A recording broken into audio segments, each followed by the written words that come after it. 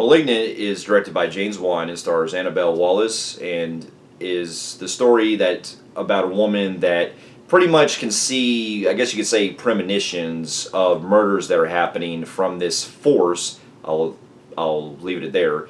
That pretty much is killing people, and what she doesn't realize is that the people that are pretty much getting, and basically whatever she's seeing in that vision is happening in real time.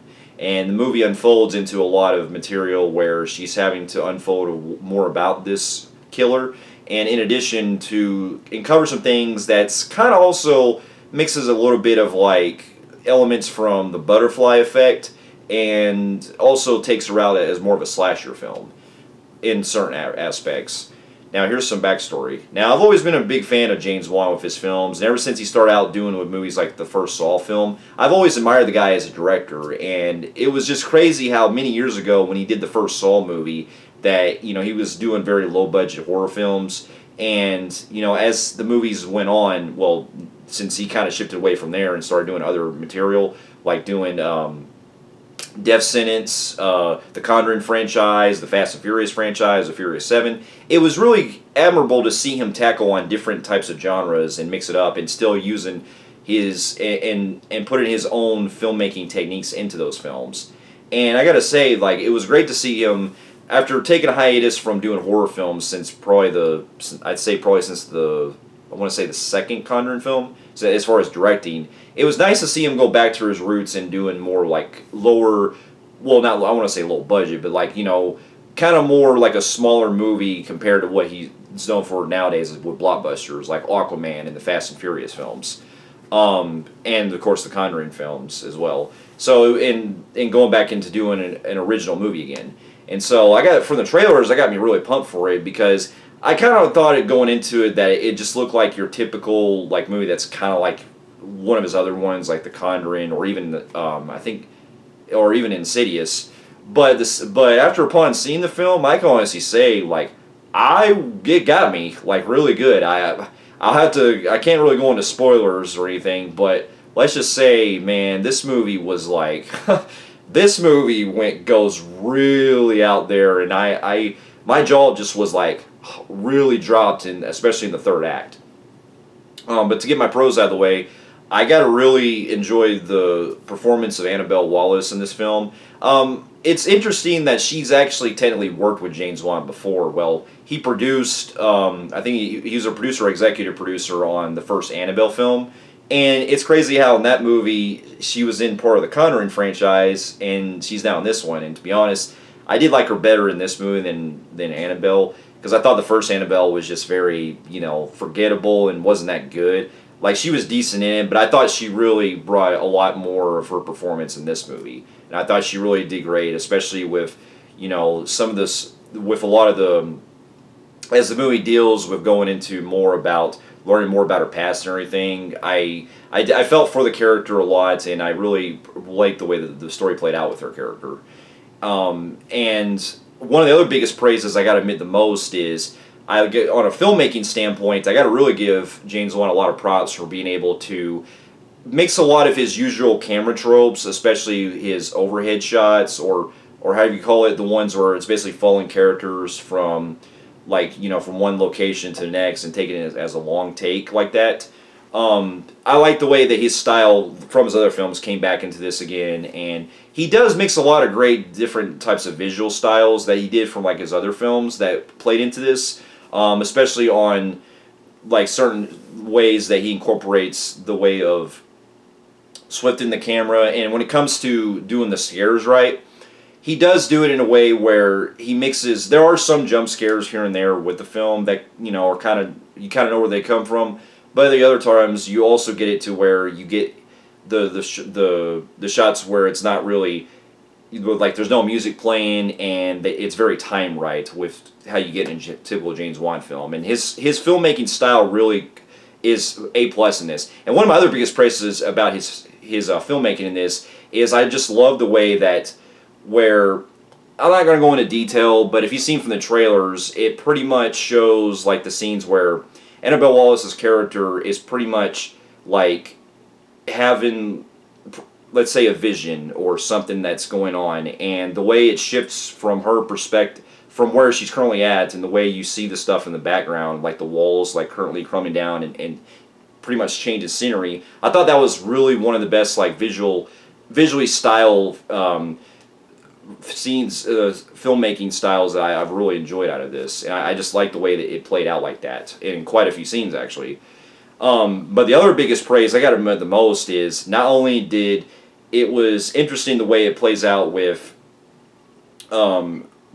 where you're trying to get to learn more about this killer and stuff, but I gotta admit this killer as well is pretty menacing looking, and in a way I don't want to go into detail, but the killer looks pretty much like a cross between, well, as far as like certain appearance, it's like if you mix like the killer, like the hooded figures from Hot Fuzz and a little bit of like, how do I put it?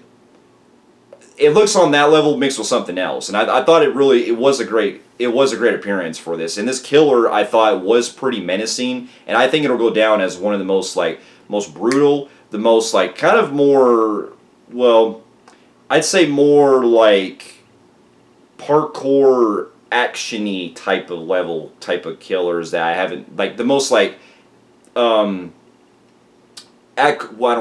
how do I describe it? It's one of those kind of like very energetic type of killers that has like a lot of movements and stuff. And I just like the way that this killer really, it brought something fresh with it, is what I'm just trying to say.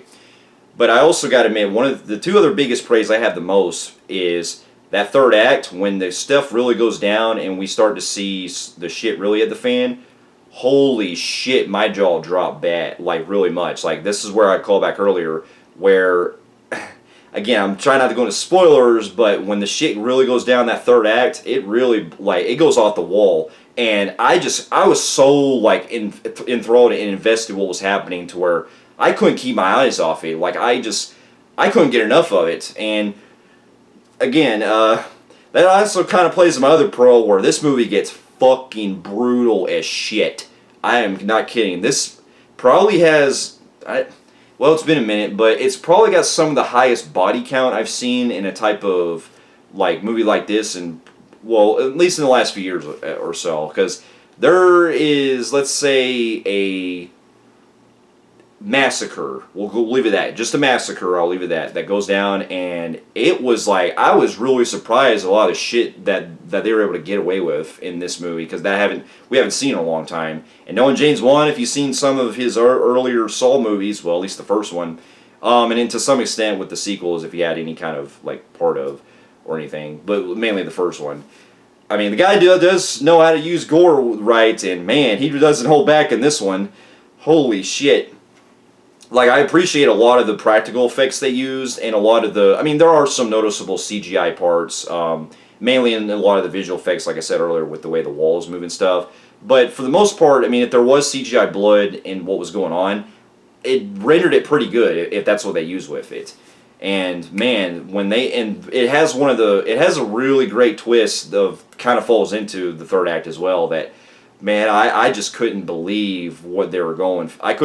it got me off guard, and I think that was really great. This is probably, in this level, I'd say this is the second best twist that I've enjoyed in a James Wan film since the first Saw. Saw beats it as far as a better movie, with the way the story played out and thing, but this one, I still give him a lot of praise for doing something a lot of fresh with this, and being able to craft it with, putting in ideas that have been used before, but it's also one of the things I can appreciate that looking into it, as I put more into thinking, that it is, in a way, kind of like James Wan's love letter to 80s and 90s slasher films. And I mean that in a very admirable way, where he really likes a lot of the material that from that era and stuff, especially if you've also seen some of his other supernatural films, like his throwback he did from The Conjuring.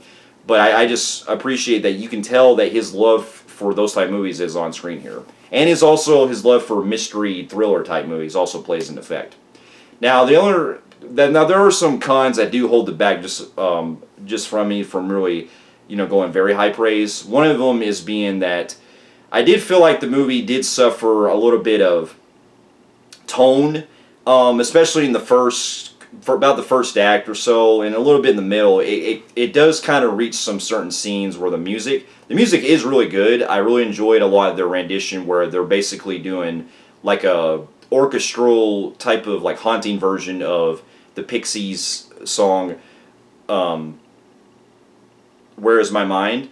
But there are certain points in the film where it does feel a little out of place. Just a couple of points. And it just felt like some of the tone, the way it was exaggerated, it felt a little off. And maybe that was intentional. I don't know if that was just intentional or not. Maybe he was trying to do like as an intentional throwback to that type of way in the 80s and stuff. But just the way it played out, it just didn't really mesh in certain scenes that I felt kind of bugged me in that. The other thing is, too, is to some of the performances, mainly from some of the supporting cast, I felt like some of them just really stuck out in a kind of a bad way, where there's a lot of certain dialogue that just kind of feels like, I mean, if it would have probably, if the movie probably would have been made in the 80s, I could probably get it more, but I feel like because the way they kind of speak in certain lines, it just feels like it's very like low grade level. It's not on like high tier level acting, so to speak. But with that being said, though, with all that going on, I still highly recommend this movie enough, and it's definitely it's a great return to form for James Wan, and I would be interested to see what they would do if they end up using this type of, well, I just want to say there, this type of killer in a future film or something, or do something like this in another type of movie. With that being said, I'm going to go with a very, very, very high compelling grade on the Film Freaks meter. So for those of you who have also seen Malignant, let me know in the comments below what you thought about it. And thank you so much for watching. Stay safe, and I'll see you in my next review. I'll see you later.